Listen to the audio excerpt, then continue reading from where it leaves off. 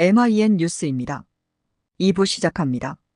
공기업 1차 ESG 평가는 10년 전 윤리경영의 대자비로 낙제점. 2022년 3월 국정연은 2012년부터 2013년까지 윤리경영을 평가한 공기업의 현황을 파악하고자 ESG 평가를 시작하기로 결정했다. 2022년 3월 문재인 정부의 말기로 공기업의 낙하산 인사와 알박기 인사가 언론 지면을 매일 장식했다. 문재인 정부의 실정을 비판하던 보수 정당이 인사 중단을 요청했을 정도다. 어찌되었건 국정연은 정권 교체기에 공기업의 경영이 정상적인 파악해 국민에게 알려야 한다고 결심했다. 이명박 정부와 박근혜 정부의 시즌2가 돼서는 안 된다고 판단했기 때문이다. 2022년 3월부터 2023년 3월까지 98개 공기업에 대해 ESG를 평가했다. 윤리경영에 적용했던 평가지표를 확장해 8개 중지표, 64개 소지표를 선정했다. 지난 10년 동안 공기업에 대한 규제 강화로 각종 경영 정보가 공개되고 있는 점도 평가를 용이하게 만들었다. 정치적 감사로 비판을 받던 감사원 자료가 충분하지 않았으나 국회 국정감사로 드러난 자료가 큰 도움이 되었다.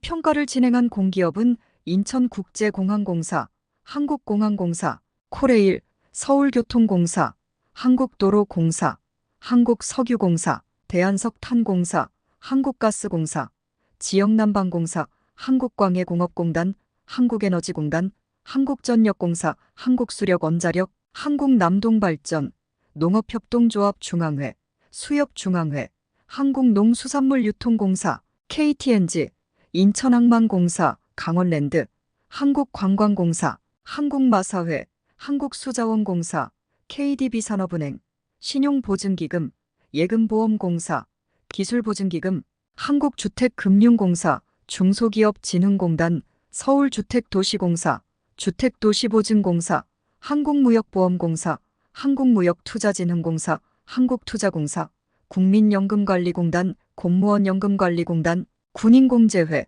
한국조폐공사, 코스콤, 한국농어촌공사, 한국부동산원, 한국장애인고용공단, 근로복지공단, 한국국토정보공사, 한국국제협력단, 새만금개발공사, 수도권매립지공사, 제주국제자유도시개발센터, 한국해외인프라도시개발지원공사, 한국건설기술연구원, 건설근로자공제회, 부산항만공사, 여수광양항만공사, 울산항만공사, 한국수산자원공단, 한국수출입은행, 농업정책보험금융원, 서민금융진흥원, 사립학교 교직원연금공단, 한국사학진흥재단, 한국장학재단, 한국제세재정연구원, 건강보험심사평가원, 도로교통공단, 국토교통과학기술진흥원, 국토안전관리원, 국토연구원, 주식회사 SR 코레일관광개발, 코레일네트웍스, 코레일로지스, 코레일유통,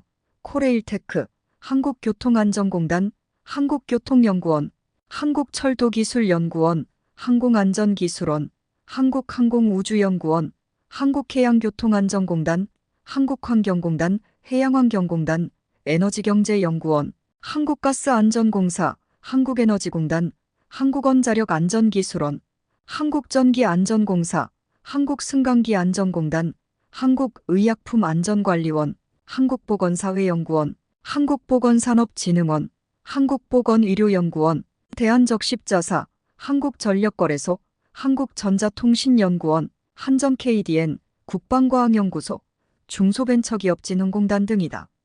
1차로 공기업 ESG를 평가한 결과는 크게 놀랍지 않았다. 2012년 윤리경영을 평가하면서 받았던 충격을 국정연 선배들로부터 들었기 때문이다. 그들이 10년 동안 잊지 못했던 진한 감동의 여운이 느껴졌다. 공기업의 ESG 평가 결과를 보면 가장 먼저 개선할 부문은 거버넌스다. 사회나 환경은 공기업 경영의 핵심이라기보다는 부수적인 지표에 가까웠다. 특히 낙하산 경영진의 무책임과 무능은 사회적으로 용납하기 어려운 지경이었다. 경영진뿐 아니라 일반 직원의 공공성 인식도 낙제점을 벗어나지 못했다. 총체적 난국이라는 표현이 가장 적절한 용어라고 생각된다. 박근혜 전 대통령의 국정농단 사건을 단호하게 처리하며 인기를 얻은 윤석열 대통령이 이끌어가는 정부에서 공기업의 경영 행태가 바뀌었는지 궁금했다.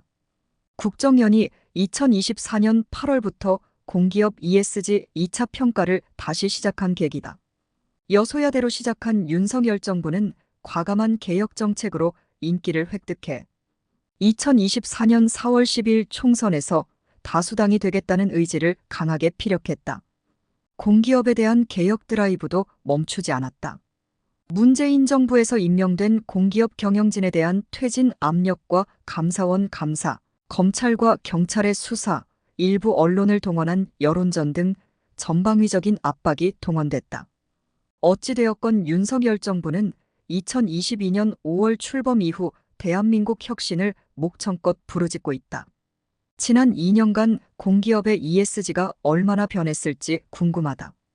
2차 평가 대상 공기업과 평가 방향은 다음 회에 다룰 예정이다. 오늘도 즐겁고 행복한 하루 보내시기 바라며 구독과 좋아요 부탁드립니다.